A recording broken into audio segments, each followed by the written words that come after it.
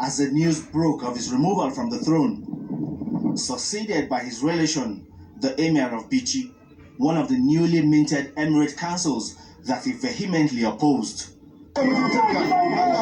Aminu Kano Airport, and his last act before the journey into a life in exile began.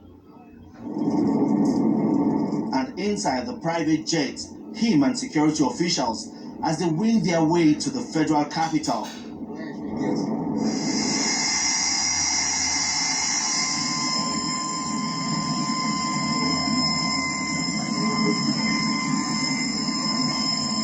And the journey doesn't end there. In the early hours of Tuesday, he arrived at this modest residence. But almost immediately, this happens.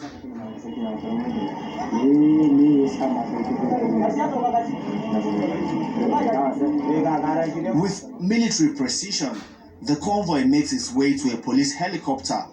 The deposed monarch is hidden from the glare of prying eyes and our cameras as we got as close as it was safe to do. We are having that privilege.